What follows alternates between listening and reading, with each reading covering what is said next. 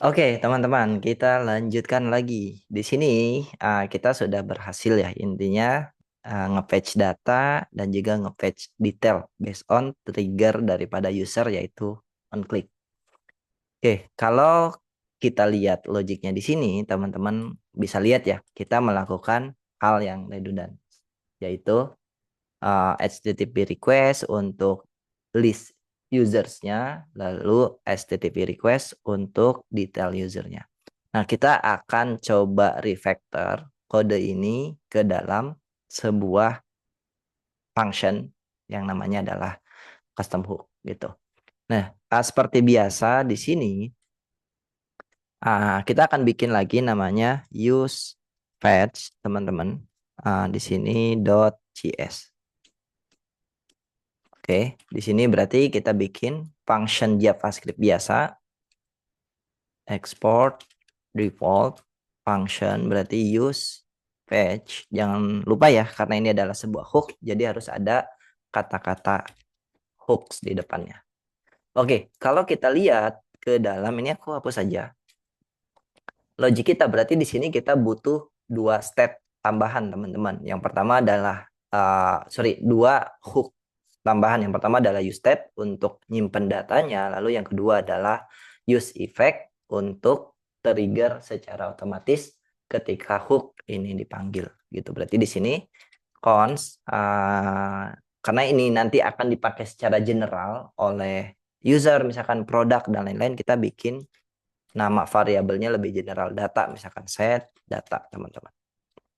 Use state kita invoke, berarti di sini by default tergantung teman-teman nih mau datanya apa gitu. Mau null boleh atau apapun boleh ya. Misalkan null dulu biar gampang kita identify. Terus di sini kita pakai use effect teman-teman. Kita pakai use effect, dia nerima callback di sini, terus di sini. Oke. Nah, karena si patch ini nantinya general, kita coba copy dulu ya. Ini kita copy sampai sini. Kita copy sampai sini teman-teman. Oke, kita nggak mungkin hardcode untuk URL-nya ini di sini teman-teman. Kenapa? Karena bisa aja nanti URL-nya beda ya, gitu kan. Bisa aja digunakan untuk produk, untuk yang lain-lain. Makanya di sini mungkin kita akan asumsikan nanti si URL ini kita akan terima dari sini ya, URL. Itu terus kita masukin ke dalam sini teman-teman, URL. Oke. Nah, karena URL ini ada kemungkinan dipassing atau enggak oleh si user gitu kan. Jadi kita harus handle di sini. Jangan lupa pakai if. If URL-nya ada, teman-teman. Oke, kita akan melakukan fetching data. Oke, kalau nggak ada, nggak usah kita lakukan fetching datanya. Ininya harusnya udah aman ya seperti ini. Kita ada pengecekan URL-nya ada atau tidak. Oke, terus yang kedua berarti di sini kita ganti jadi set data ya. Ini datanya kita ganti ya, respon aja. Terus di sini kena respon atau result mungkin. Set. Oke. Lalu di sini yang kita lakukan apa? Yang di sini yang kita lakukan yang pertama adalah kita kembalikan datanya. Udah cukup seperti ini teman-teman. Jadi kalau kita lihat logik di sini kita bikin state untuk menampung result daripada fetch URL-nya atau HTTP request-nya, yang dimana di bagian use effect-nya ini kita akan melakukan logic untuk fetch data teman-teman. Yang dimana URL-nya di sini akan dinamis sesuai dengan yang dikirimkan oleh user. Kalau prosesnya udah berhasil, kita akan simpan resultnya itu ke dalam state data. Dan di sini ada pengecekan. Kalau URL-nya tidak ada, kita tidak perlu melakukan fetching data. Lalu yang kita balikin di sini datanya atau resultnya, state datanya. Cukup seperti ini. Ini kita coba implementasikan di patch yang pertama, teman-teman. Berarti yang bagian ini bisa kita hapus, teman-teman. Ini bisa kita hapus. Terus yang bagian users kita hapus juga. Di sini kita ganti ya. Jadi const users misalkan sama dengan, berarti di sini use page. Kita invoke, kita kirim URL-nya https://json placeholder dot typicode.com/users. Oke, sekarang kita coba cek ya. Kita coba cek apakah hasilnya masih sama seperti sebelumnya atau tidak. Ekspektasinya kalau logik kita berhasil, hasilnya masih sama kayak sebelumnya, teman-teman. Kita intip ya. Balik ke bagian logik kita. Ada error. Oke, nggak apa-apa. Kalau ada error, kita lihat di konsol log. Cannot reading map ya. Oke, di sini kita ada masalah. Katanya kita tidak bisa, aplikasi kita tidak bisa membaca function reading map. Kenapa? Karena datanya adalah null. Oke, berarti di sini karena proses fetchingnya itu adalah asinkronus, berarti kan secara default si user ini value-nya adalah null. Oke, value-nya adalah null. That's why ketika di sini kita melakukan map, di sini akan ada error. Kenapa? Karena datanya adalah null. Null tentu tidak memiliki function map. Ada dua cara. Kita coba pakai cara yang pertama, yang paling simpel, pakai optional chaining ya. Kita intip. Nah, sekarang berhasil teman-teman. Sekarang berhasil, datanya kita berhasil mengambil data dari API dengan menggunakan custom hook gitu. Jadi tadi masalahnya adalah karena si user ini secara default null, maka di sini kita kasih optional chaining. Usernya ada enggak? Kalau ada baru dilakukan mapping. Kalau enggak ada ya enggak dilakukan mapping gitu. Ini untuk optional chaining ya, untuk pengecekan tipe datanya. Oke, sekarang kita akan lihat sekarang logik kita jadi jauh lebih sederhana, teman-teman. Kita cukup manggil function use page, yang dimana use page ini dia berisi state, lalu berisi use effect untuk page ke API. Sampai sini dulu dari Bapak Fahri, apakah ada pertanyaan? Silahkan. Sebelum kita mengimplementasikan untuk yang bagian detailnya. Oke. Oke, jadi ini menarik banget ya. Jadi kita bisa pindahin fetching datanya ke custom hooks juga ya. Sekaligus di manage state-nya itu di dalam custom hooks ya. Betul. Oke, sebenarnya sih dari aku masih cukup jelas ya. Belum Mm-mm. ada pertanyaan sih. Belum ada pertanyaan ya? Udah cukup jelas ya? Oke, kalau nggak ada, kita lanjutkan. Nah, sekarang kita akan coba implementasikan yang bagian fetch detail user ini ke bagian custom hook juga, teman-teman. Kalau sekarang kan, walaupun berjalan di sini, masih jalan ya, masih sama kayak sebelumnya, cuma bedanya logic yang ini masih hardcode atau masih berada di dalam komponennya, belum kita pisahin ke dalam custom hook-nya. Oke. Nah, di sini kita akan coba sedikit adjust bagian custom hook kita untuk refetch function, teman-teman. Untuk buat sebuah refetch function. Kan kalau use effect ini secara default dia akan dijalankan ketika custom hook-nya dipanggil. Nah, kita akan bikin function baru untuk nge-refetch. Karena di sini di bagian fetch user detailnya kita nggak pengen si custom hook-nya itu otomatis jalan. Tapi kita pengen jalannya based on trigger daripada user, yaitu on click ya. Nah, di sini berarti kita perlu bikin function tambahan. Namanya adalah refetch, teman-teman. Atau namanya terserah teman-teman mau apa. Refetch misalkan. Terus di sini tentu dia akan nerima URL. Oke. Kalau udah refetch, sorry. Nah, gini, URL. Oke. Kita bisa copy bagian ini ya, teman-teman. Set. Ini mungkin kalau mau pakai kondisi juga boleh ya. Ini kita make sure bahwa URL-nya harus dikirim. Kalau nggak dikirim nggak perlu dijalani. Oke, cukup seperti ini teman-teman. Cukup seperti ini. Lalu di sini berarti karena si refetch ini nanti kita akan gunakan ketika usernya ngeklik button. Jadi bagian ininya kita akan update. Jadi kita kirimkan si refetch-nya. Oke, selesai. Oke. Kalau begitu selanjutnya yang perlu kita lakukan apa di sini? Yang perlu kita lakukan adalah menghapus bagian sini. Terus di sini kita cons user misalkan. Berarti di sini kita kasih nama page user sama dengan use effect. Use effect, sorry.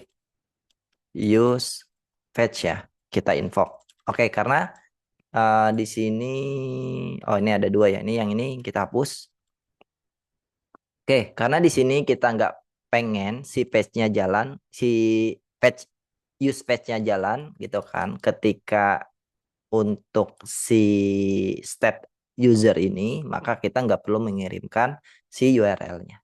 URL-nya nanti kita akan passing ketika di sini ya. Atau di sini kita ganti lagi deh. Nah, ininya jangan dulu dihapus teman-teman. Jadi cons user di sini berarti page user terus di sini sama dengan use page ya. Oke, kita invoke, kita kosongin aja. Bagian ini kita hapus, berarti yang di bagian ini kita akan sederhanakan jadi page user, kita invoke, kita masukin ya. Backtick https titik dua slash slash json placeholder dot ipcode dot com slash user, berarti di sini ID. Oke, cukup seperti ini aja. Oke, cukup seperti ini aja. Cukup seperti ini ya. Sekarang kita coba tes ya teman-teman. Oke, kita refresh, make sure aplikasinya aman. Dan di sini set berhasil tuh teman-teman ya. Udah ganti. Yang ketiga berhasil, ID-nya 3. Yang keempat, ID-nya 4. Gitu. Dan seterusnya, dan seterusnya. Sekarang logik kita jadi jauh lebih rapi, teman-teman. Kita nggak cuma menggunakan si use page ini untuk nge-patch data user, kita juga bisa menggunakan si use page ini untuk nge-patch data yang lainnya, teman-teman. Data produk, data misalkan apapun yang memang teman-teman mau patching ya, gitu. Jadi sekarang kita sudah memisahkan logik untuk bagian patchingnya di dalam custom hook yang bernama use page. Kalau seperti ini, sekarang kita sudah bisa melakukan page apapun gitu kan. Tergantung nanti URL yang mau teman-teman hit dengan menggunakan use page ini. Jadi di bagian komponennya kita cukup manggil si use page-nya, terus kita passing path atau URL yang mau kita panggil atau yang mau kita hit teman-teman. Sampai sini ada pertanyaan, silahkan dari Bapak Fahri. Oke. Oh, mantep banget ya. Jadi lebih singkat nih di komponen FJSX-nya. Nah, Betul, sekarang mungkin yang agak kurang enak dilihat itu sekarang tuh di URL-nya nih panjang-panjang banget nih. Jadi kayak di line 3 dan line yang fetch user itu kan sama-sama mengakses URL yang mirip ya. Atau betul, domainnya mirip lah. betul. Bisa nggak kita lebih sederhanain? Jadi misalnya ngirim path tujuannya doang gitu. Nggak perlu sampai full URL. Oke, bisa banget. Memang harusnya seperti itu ya, gitu. Instead of kita apa namanya mengirimkan full URL-nya, gitu kan, kita juga bisa mempersingkat ini dengan mengirimkan path-nya. Kalau teman-teman lihat kan sebenarnya polanya yang ganti adalah path-nya aja ya, user sama user slash ID, gitu. Nah di sini teman-teman nanti bisa bikin yang namanya base URL. Di sini teman-teman bisa bikin base URL. Mungkin di sini kita ganti ya jadi path aja gitu kan. Nanti di sini kalau path-nya ada berarti kita akan melakukan patching gitu. Di sini berarti https titik dua slash slash json placeholder typecode.com berarti di sini cukup seperti ini aja ya. Di sini juga sama mungkin teman-teman. Aku akan hapus yang bagian ininya. Terus di sini kita copy ya. Eh, oke, oke. Terus petnya ditaruh di mana? Kita tinggal masukin aja ya. Slash. eh, ini aja ya. Slash langsung. Dolar pet gitu kan. Yang ini juga sama berarti ya. Kita ganti jadi pet. Ini cek pet. Nah, bisa seperti ini. Berarti yang bagian atas juga sama ya. Aku lupa nambahin dolar pet. Gini. Bisa jadi seperti ini ya. Jadi ketika kita menggunakan, kita cukup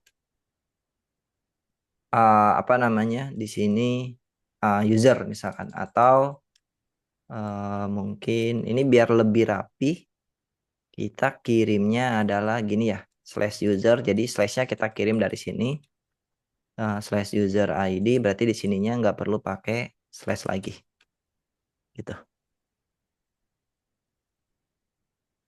Gini paling, oke. Oke. Bisa jadi seperti ini. Nanti teman-teman bisa jadiin ini sebagai base URL di INV teman-teman. Gitu. Jadi nanti ketika kita menggunakan si use page-nya kita cukup kirim si pet-nya aja gitu. Harusnya kalau kita intip di bagian sini kita refresh dulu, ini masih jalan ya, masih nggak ada error. Harusnya sama gitu. Paling gini, salah satu teknik untuk penyederhanaan URL-nya, Pak. Oke, mantap. Ya ini jadi lebih simpel lagi ya. Kalau kita pakai Swatch nggak perlu nulis full URL. Padahal kan Betul, redundant ya. redundant. Sama kayaknya tadi di use fetch-nya itu juga ada logic yang berulang deh kayaknya. Yang Betul, use effect dan refetch ini. betul.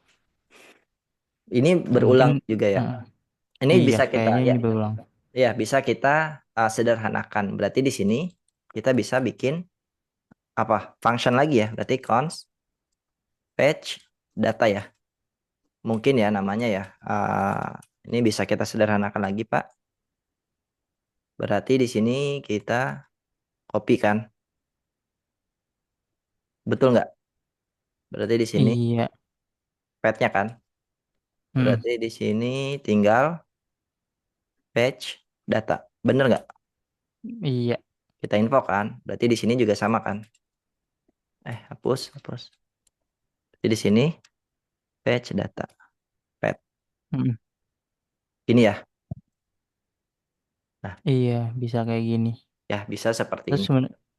atau sebenarnya if-nya bisa kita masukin juga kali ya ke fetch datanya. Karena kan bakal pada akhirnya petnya itu bakal wajib juga kan ya. Oke, sini ya. Berarti Iya, nah, nah if-nya jadi cukup sekali aja. Betul. Jadi betul. seperti ini. Oke, kita cek lagi ya. Oke. Harusnya ini masih aman. Kita cuma mindahin aja. Nah, masih aman ya. Hmm, Dua, tiga, dan seterusnya. Gitu. Jadi oke. logiknya jadi lebih sederhana sekarang. Oke. Oh, Sampai sini ada lagi yang ingin mungkin kita perbaiki lagi nih dari kode yang udah kita buat, Pak. hmm. Dari segi code-nya sudah bagus banget sih menurutku pribadi juga ya. Cuma mungkin aku mau coba apa ya? Coba make sure pemahamanku ya. Berarti Boleh. kalau kita pakai komponen itu kita nge-use si tampilannya gitu ya. Betul. Nah, kalau si hooks ini lebih kepada untuk me-use logic yang dipakai berulang-ulang di dalam komponen gitu ya. Betul. Betul. Oke, sip, nice banget ya. Jadi kita bisa nge-use baik tampilan ataupun logiknya gitu ya. Betul. Betul.